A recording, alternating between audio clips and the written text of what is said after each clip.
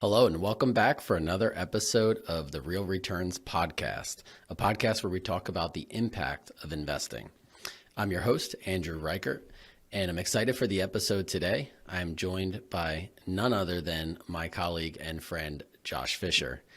Josh is actually the head of acquisitions here at Birgo, and he's responsible for sourcing all of the multifamily opportunities that we buy in our portfolio. So Josh, would you mind introducing yourself? Absolutely. Thanks, Andrew.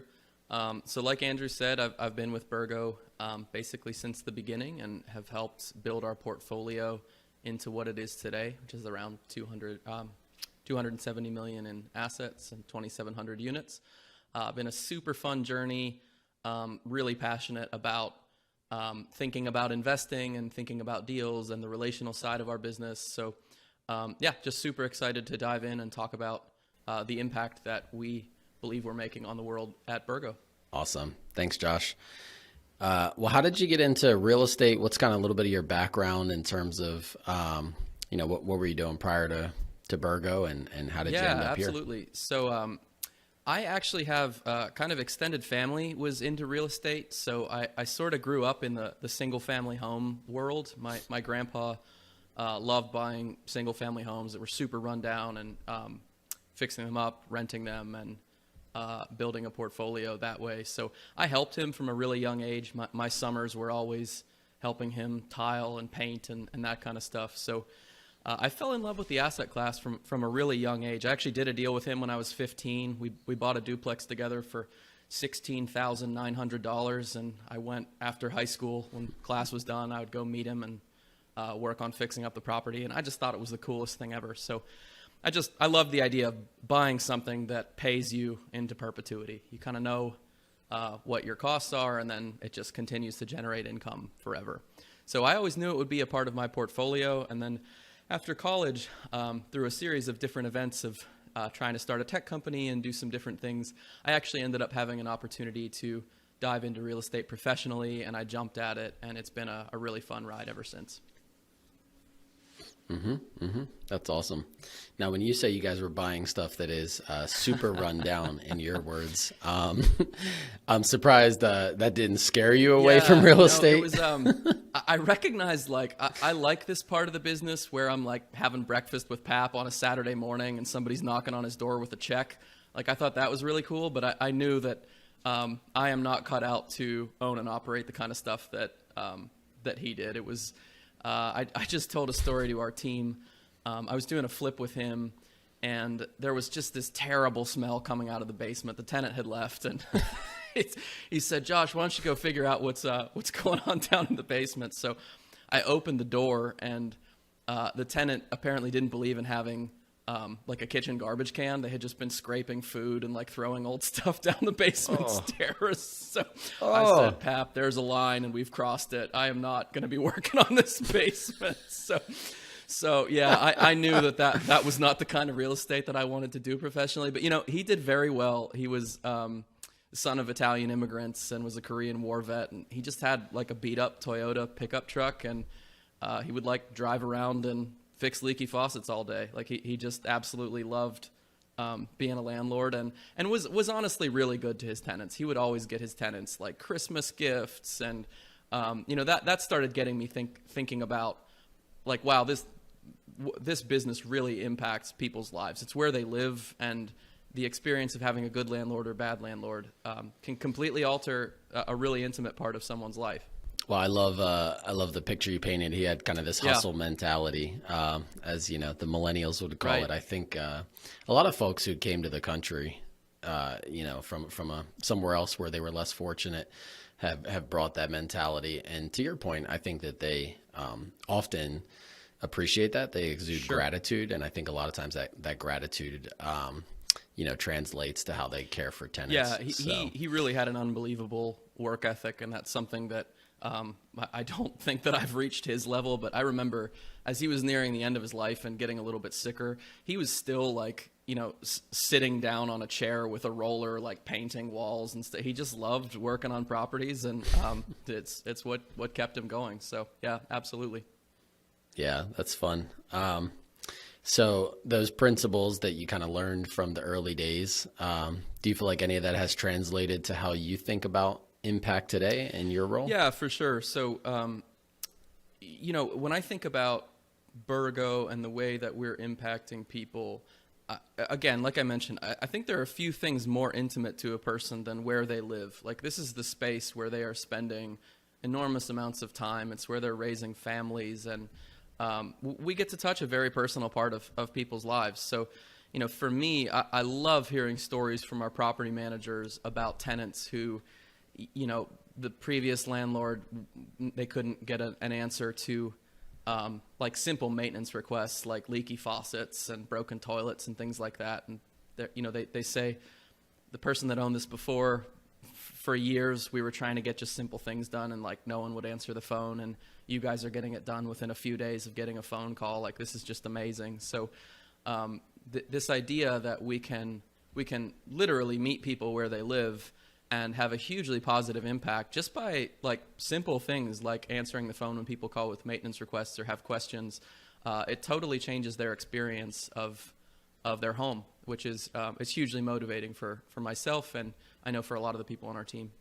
So when you look to buy a building and you're identifying it as an opportunity from a real estate investment standpoint, are you also looking at some of those soft factors, like, the way that the prior landlord had been taking care of the property, or, what are some of the other things you're thinking about from an acquisition standpoint? Yeah, for sure. I actually remember, the specific deal that I was looking at where, as I'm walking this property during an inspection where we were determining if we wanted to move forward on this deal or not, the thought occurred to me, these people don't know it yet, but if we buy this building, it is going to be one of the best things that has ever happened to them. And that sounds like a prideful statement, but again, with all of the stories of how workforce apartments are typically owned and operated versus how Birgo thinks about operating those same kinds of units, it really is true.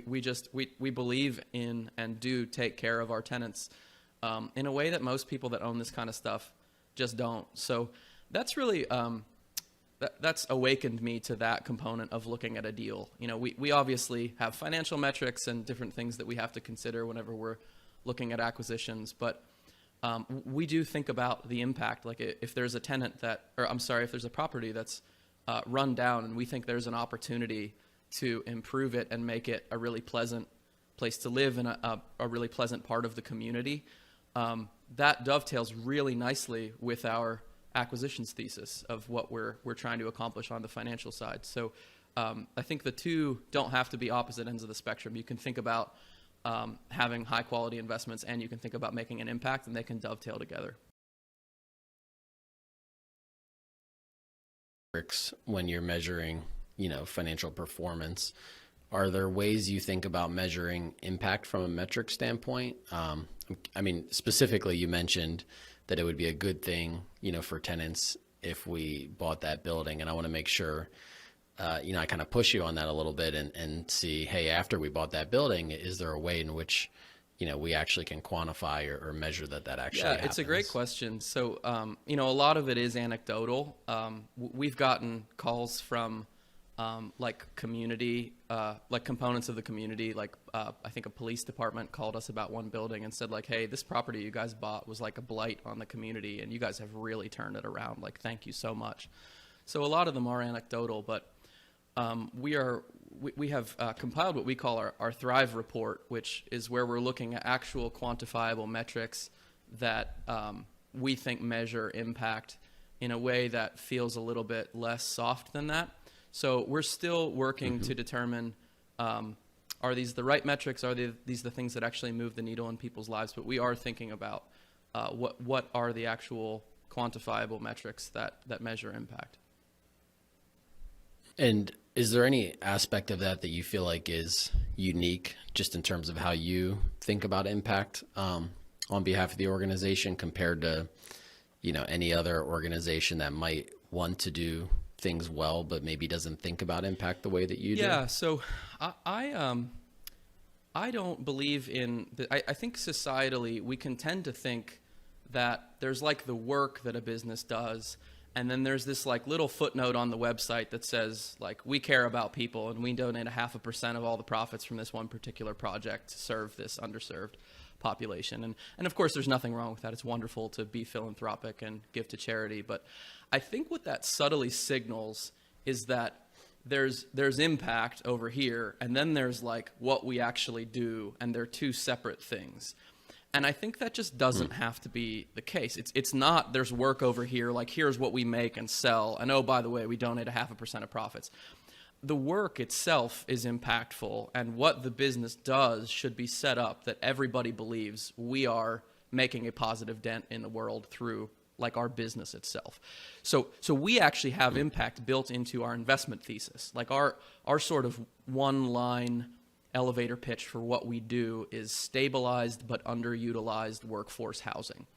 So when you hear stabilized but underutilized, that means there are people there and they're often not being taken care of.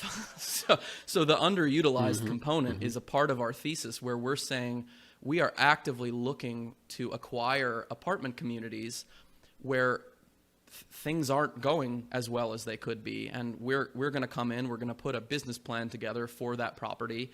And it's going to include things like unit upgrades. It's going to include things like improving curb appeal in common areas. And that's impact. That brings the entire property up from the standpoint of what it's like to live there. So we've actually built impact into the whole reason we exist as a business. It's not just this little corner that we have at the bottom of our website buried in the footnotes where we're talking about, we donate some portion of profits. So I think that's unique. And I think part of what, hopefully we can accomplish with this podcast as you're talking to other people that are thinking about impact is really waking people up to the fact that there doesn't have to be this dichotomy. You can actually think about impact in terms of the good that your work does in the world. Yeah, that's really helpful. One of the things I'm struck by when you were talking there is just how the holistic 100% of capital and work can be thought of as impact. So specifically, I'd like to dig in. You mentioned a lot of folks think, hey, this 0.5% is my impact, but really that other 99.5% is also impact. And so that represents, really the entire P&L or income statement of an organization. Are there other like specific areas where you think to yourself, hey, this line item on the P&L is an area where we can drive a lot of impact? Is it like, I think of payroll or maintenance or property management? I don't know. What are the areas where you're seeing really big impact across the income statement? Yeah, that's a good question. I mean, I think I alluded to it earlier where we have literally, as we're doing property inspections, we're just sort of organically interacting with the tenants. And we have a person on our team who is full-time devoted to new property implementation. So all they're thinking about is how do we get this property transitioned well from previous ownership to our ownership. And he's really good at finding opportunities to like have one-off conversations with people that live at the properties that we're considering, like while the owner or broker or whoever is off doing something else. And, he's told stories of people that have literally said, like, I've had a leaky faucet for 2 years and I just can't get anybody on the phone. So when you look at some of these P&Ls, you can tell that this owner is trying to milk every last red cent out of this property. Like, there's no allocation to maintenance. There's almost no allocation to management. And, the tenant base can often be people that don't have a lot of great alternatives in terms of other opportunities for housing. So they're just kind of stuck where they are with a landlord who's not fixing a leaky faucet for 2 years. So we want to underwrite our property. So we want to run math based on how do we appropriately staff this property so that the math works from a financial and an investment standpoint, but so that the tenants are going to be adequately taken care of, that we've appropriately resourced the property for success based on some of those metrics around, work order response time and things like that we think are some of the measures of us being a good property manager. Mm-hmm. And you track those things, what, weekly, monthly, like as you think about? Yeah, that's the property management side of the shop. But I believe that's a weekly metric that they're tracking to make sure that, and it's an indicator if it's taking too long to get back to people that we need to staff up. And we do things like that. Yeah, great. All right, well, let's talk about acquisitions since Sure. that's your that's kind of what you do. So from what I understand, you are geared towards acquiring multifamily property. Tell me a little bit about what kinds of property, specifically size of property, and what I'd really love to hear is I would think in this market that is challenging. Yeah, interest rates are going up, cap rates are still remarkably low. I would think that makes your job pretty hard. Can you just talk about what are you trying to buy and how's it going these days? Yeah, for sure. So again, our sort of core thesis as a fund manager is we want to acquire stabilized but underutilized multifamily in the heartland of America. So a few things there. What does stabilized mean? Well, it means it's not like a completely vacant. It's not a ground up development project. It's not 20% occupied and 80 of the units need to be completely gutted and redone. It's more or less stabilized. So like 80 to 95% occupied, somewhere in that range, but it's underutilized, meaning that for one reason or another, it's not doing as well as it could be. So that could be on the P&L. We're looking at collections, and they're just the previous landlord isn't currently collecting as much rent as we think that they should be relative to the size of the property. It's often things like the units themselves and the property itself needs just a minor infusion of cash to improve curb appeal, do things like flower planters and improve the exteriors and the hallways and things like that. And then some light upgrades to the units themselves. So things like nicer flooring, new paint, newer cabinetry, kitchen appliances, bathrooms, things like that. So not wholesale redevelopments, but just bringing the unit maybe from B- to B+, something like that. So that's really what we're looking to do. And then in terms of how it's going, there's no question that it's difficult right now. We're in early November 2022. Rates are basically double what they were 6 months ago. And that makes it more challenging for us to buy, no question. But what we are seeing is an opportunity to really live into the underutilized part of our thesis. So we're not seeing many deals that make sense based on a current cash flow perspective. But because inflation has been going on and rents are going up, we are seeing properties where rents are low relative to the rest of that local market because this current owner, for one reason or another, just hasn't kept up with prices moving upward. So we're actually we don't define impact by we never raise rents.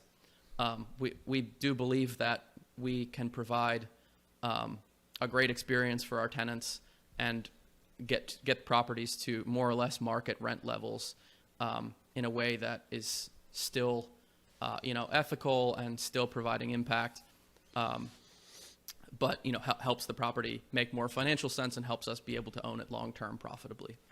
So we are seeing opportunities more on the value add side of acquisitions. And when you think about value add, I think back to your story about your grandpa earlier, and I think you said to him, like, there was a line and we crossed it. Yeah. So how do you think about that line? What's value add versus we crossed it? So we do run into that. I mean, I was in a new market and a broker was touring me through a section of town, and I remember he pulled into the parking lot of one of the properties, and I'm not kidding, about half of the cars were up on blocks with multiple tires missing.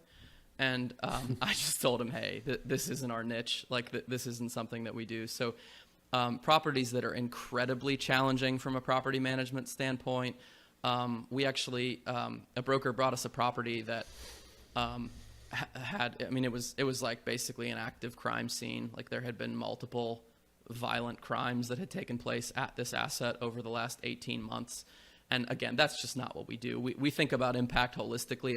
It is about the tenants, but it's not just about the tenants. So if I'm looking at an asset and I'm saying, we may literally be putting our property managers in danger if we acquire this asset, or maybe not even in danger, but like, this is just really not going to be a good life for someone to try to manage this asset. That's really not a fit for us.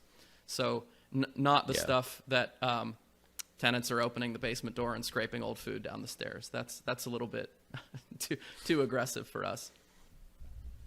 Yeah, so it sounds like it's more qualitative. Like, you don't have a hard and fast rule related to underwriting. It's more you're getting a sense for, hey, this property is probably more like what you might call Class C as opposed to Class B. Yeah, I think that's definitely the case. I mean, on the financial side, I would say we don't do properties that will actually lose money initially. So there are some people that are comfortable acquiring an asset at a number where they know this is actually going to be cash flow negative until I meaningfully turn it around. There are people that do very well with that strategy. It's just not how we're set up.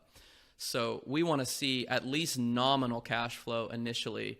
And then the way we determine value add is, again, identifying a business plan for the asset and saying, okay, relative to its peers, rents are $750 a month, the rest of the market's at $950, and we think that we can get there over some period of time. That then makes the math work as a result of that lift in the P&L. So, again, not properties that make no money or lose money, but value add means it doesn't have to be hitting our target threshold from a cash flow standpoint immediately. We can take a little bit of time to build cash flow and generate returns that way. That makes sense. And have you guys been able to find those kinds of properties? Yeah, we closed on one last week. So we closed on a deal where it sort of works okay based on in place. It's not great. We wouldn't buy it if there was no potential for growth, but really nice asset, pretty well maintained. But again, we're looking at the surrounding area and we're like, this is a great school district, and this property is just kind of dated and feels like it needs a facelift.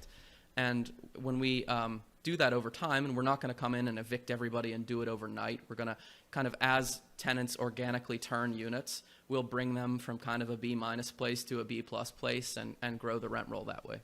So thankfully, yes, we are seeing some opportunities and executing on them. Yeah, that's great. And does that particular opportunity check the box for, I think you said nominal cash flow? Yeah, correct. So it's making some money now. We have to get it up, and we know that going in. But when we get it up, the return on the back end is greater than it would have been typically on a deal where cash flow works like very well going in. There's usually less opportunity for upside in those kinds of deals. And when you think about that, the trade-off between current cash flow and long-term return, or maybe internal rate of return, is that a function of your capital stack? Like, is some of that driven by how you think of the equity and the debt that you use to acquire assets? Yeah, it certainly can be. I mean, right now it's a function of seller expectations, as you mentioned, are still pretty high. So in order to make deals happen, most sellers are just saying, here's my number, and if you can't get there, I'm happy to hold on to it. We're not seeing a lot of distressed sales where there's pain at the property level and ownership has to liquidate. So it's still mostly fairly opportunistic sellers. So we have to get a little bit creative and say, do we think we can make it up on the back end? And in cases where the answer is no, of course, we don't do the deal. But again, in cases where the market's moved up and this person just hasn't kept up, we can often make it work that way. Okay. When you're looking to buy a deal, what does due diligence look like for you? And how does it typically go? Have you ever gone in and said, hey, we did due diligence, but we were totally wrong, and didn't find some things that we had hoped to find? Those kinds of questions. Thankfully, that hasn't happened recently, but there have definitely been some learning opportunities along the way.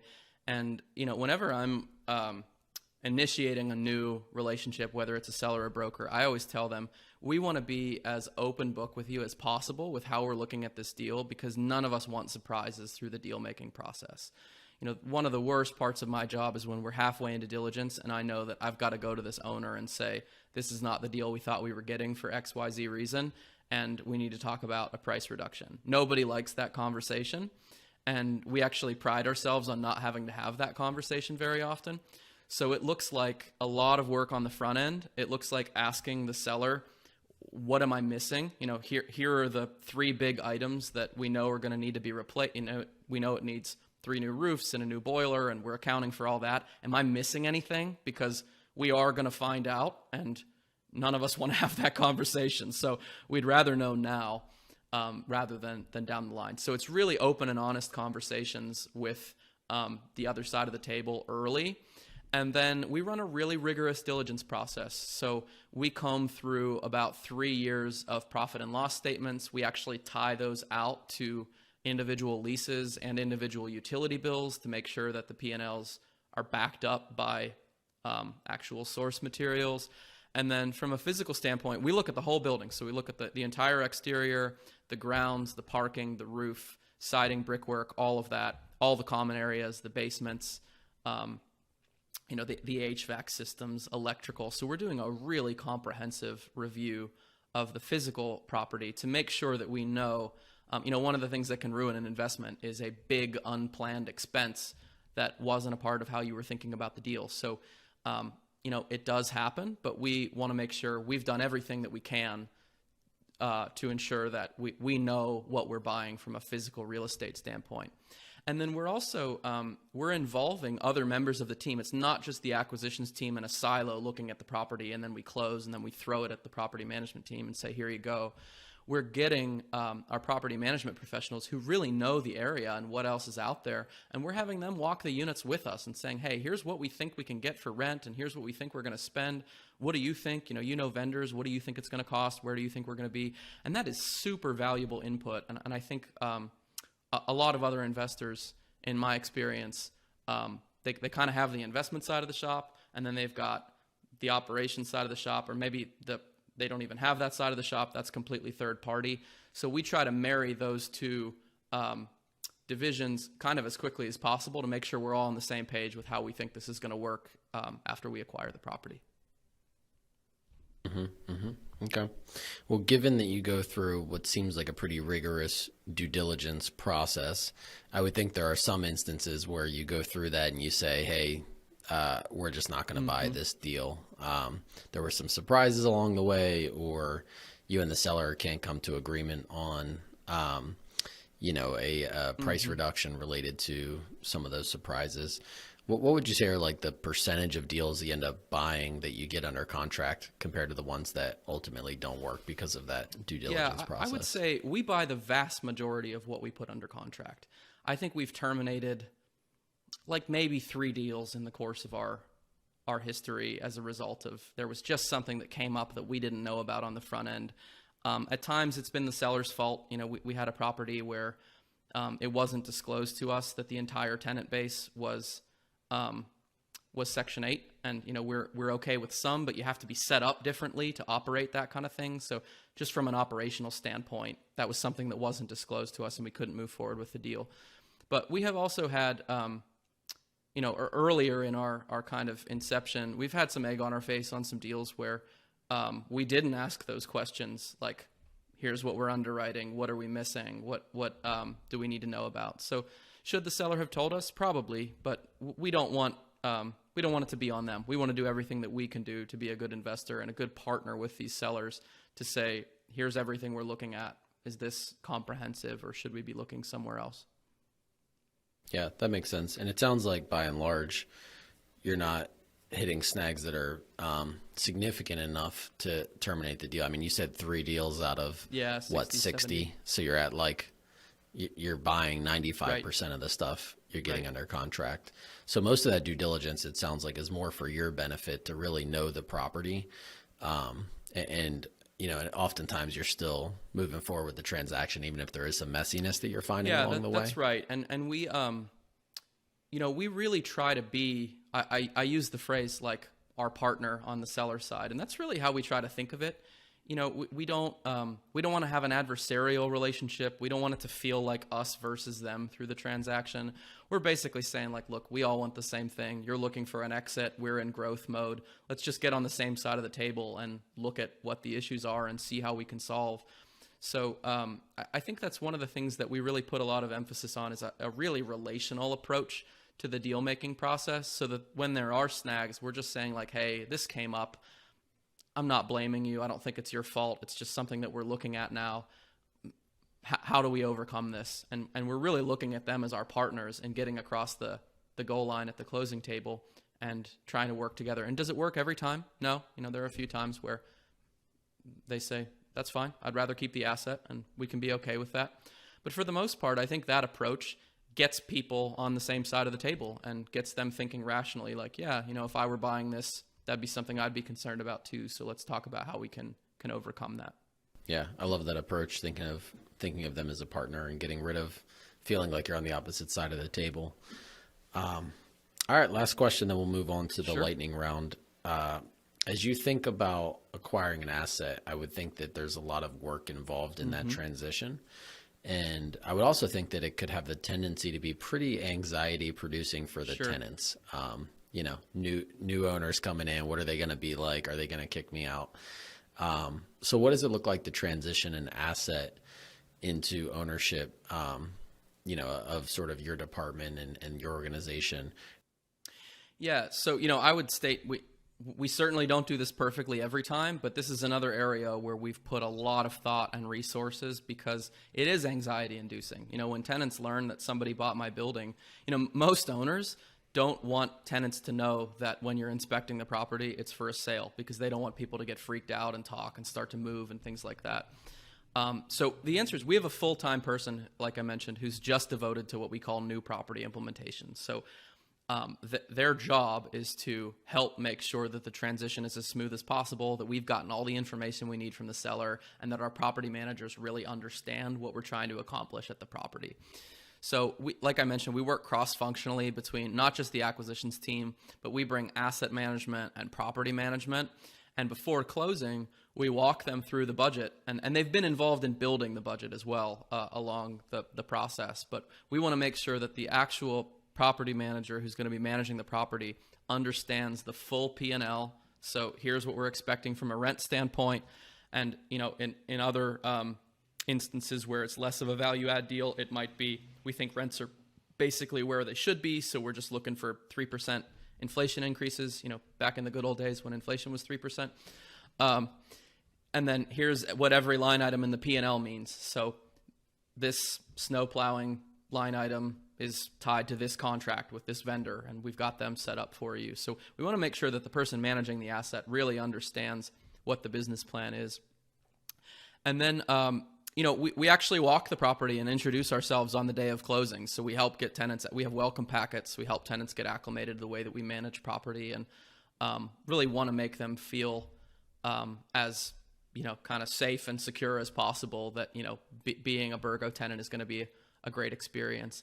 And then again, it's just a super fulfilling part of my role in all of our jobs to start to see some of the Google reviews come in on newer properties where people are saying like, I can't believe a landlord like this exists. You guys are great and you really take care of us. And, again, it feels a bit pompous to say that since it's our company, but it's true. I mean, we have really strong Google reviews and people really like renting from us. And we're not perfect, of course. We drop the ball, but by and large, when people are transitioned to our ownership and our management within the first few weeks, they're really excited that they're a Birgo tenant.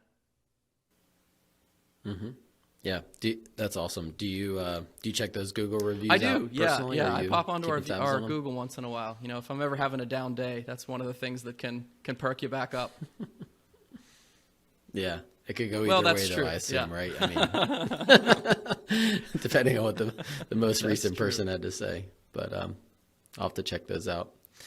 All right. Well, awesome. Thank you, Josh, so much for filling us in a little bit on what acquisitions looks like for you and for your role in the company. Let's get to know you personally a little bit. Are you sure? So I call this we'll find out. Let's see how the answers go. We call this the lightning round. So first question is, tell me about your biggest win. What's something you're really proud of in either your personal or professional life? And do I have like a one word or one sentence limit? How quick are these answers? Okay. Either way is fine. Biggest win, I think there's a deal we did in Mount Lebanon, which is a great suburb in the South Hills of Pittsburgh. And it was just, it was an example of everything that I love about what I do. It was a competitive process to actually get the deal under contract. I'm a super competitive person. So getting the phone call from the broker that's saying, you guys have been awarded this deal was just a huge thrill for me. It's an amazing building. It's a mid-rise. I believe it's 8 stories. It has a top floor that has this outdoor deck that overlooks all of Mount Lebanon. Really beautiful. Actually found out during diligence that my great-grandmother had been a tenant there like 100 years ago, which just was like a cool personal full circle kind of moment, and was just a great transaction that actually led to future business with that same broker because they liked working with us so much. So that was a huge win that felt good in a bunch of ways. Very cool. Maybe it'll come full circle and you'll be a tenant there someday when there you're you go. retired. Maybe that's the retirement home. Yep. Yep. All right. How about favorite movie? Yeah, so this is a tough one. I would say, so favorite movie right now is the new Top Gun movie. I could probably watch that once a month and just be completely happy and smiling the whole time. Just fantastic. Of all time, there's a movie called About Time that's this really funny kind of like, it's sad, it's beautiful. It's this time travel movie about this guy who learns like life lessons by being able to travel back in time. And then at the end, there's kind of this sappy, take each day as if it's lived on purpose kind of life lesson, which sounds cheesy, but they get there in a really beautiful way. And I always end up crying, and it's a great movie. That's awesome. I actually haven't seen it. That'd be a great date movie. Yeah, I'll check it out. And you're actually the multiple guests have mentioned the Top Gun movie. So, incredible. It's amazing. Favorite food? Pasta carbonara. This one's easy. I did a semester abroad in Florence. I'd never even heard of pasta carbonara. It's sort of like bacon and eggs in pasta form. It's absolutely incredible. Okay. And do you get that from somewhere, or do you make it? Again, this sounds pompous, but I have not found anywhere in Pittsburgh whose pasta carbonara I like as well as my own. So I typically end up making it myself. And I usually don't feel great when I eat pasta because that's not a normal part of my food life. So I make it with this really, really good chickpea pasta that you would never know you're having chickpea pasta, but it's gluten-free and high protein. And I make pasta carbonara with that, and I'm in love. And then you pile it on with cheese, huh? Yeah, absolutely. Yeah, it's definitely still a cheat meal, awesome. but it's less a cheat meal when you do it with the chickpea pasta. Chickpeas and cheese. Nice. All right. How about a current growth edge? I mean, we all have things we're working on or developing in. What's one of those things for you? I'm working on decision making, which again sounds kind of big and lofty, but I'll try to bring it down to ground level. So I am working on how to be a more systematic decision maker and to incorporate regular feedback loops at appropriate times after having made a decision to kind of become better and better at making decisions over time. So I am doing this through a course actually called Decision by Design, which is through Farnham Street, which Farnham Street is where Berkshire Hathaway, I believe, is headquartered. So there's this guy who's in the investment landscape who has this website that's sort of devoted to the principles that Warren Buffett and Charlie Munger use to build Berkshire and make better investment decisions. So he has just a phenomenal course on decision making that I'm going through right now, and it's super beneficial, and it's not an area that many other people are talking about. Usually you just kind of make a decision and move on, but as business executives, I think I saw this in a movie and really liked it. We are paid to make a few very high quality, high impact decisions. So like, what skill could provide more leverage than over time getting better at making decisions? Yeah, that makes sense. So how did you make the decision to work on decision making if you're not good at decision making? Yeah, that's one of life's great questions right there. It's like a decision inception. I don't know if it was a good decision yet. I haven't gotten through the class. Right, exactly. Right, you'll find out. No, it was actually recommended by the CEO of a pharma company who said he actually makes everyone who manages anyone at his company takes this course. He said it's that good and it's that important, and that was pretty high recommendation, and I already thought highly of Farnham Street, so seemed to be worth it. Awesome. All right. Anything else that you feel like you want to share with the listeners, or anything else that you think would be helpful to touch on before we wrap? So shameless plug, we've got a REIT. So we have a real estate investment trust that is now open to the public. We genuinely believe in what we do and believe that we're making an impact in the world. And one of the things that I'm most excited about right now, work-wise, is the fact that we have a product that opens it up to everyone. Our minimum is $500, so people can go to return.com, reiturn.com, to check out what we're up to from an investment standpoint, and if it fits with their goals, they can actually invest entirely through an online portal. So again, shameless plug, but I believe in the product and want people to know about it. Okay. Yeah. Sounds great. And if folks want to connect with you directly, do they go to that website, or is there a better way to me connect directly, with you? I would actually be happy to just have people email me. So we can leave my my work email in the show notes, and I check that all the time, of course, and would be happy to hear from anybody and happy to keep the conversation going. Okay. Sounds good. Well, thanks so much, Josh, for being our guest today. Thanks for the listeners for listening in. Hopefully you got some value here thinking about acquisitions and what it looks like to have impact in the world of acquiring and operating multifamily real estate, particularly in underserved communities in America's Heartland. So thanks, Josh, for being our guest, and thanks everyone for listening in. See ya.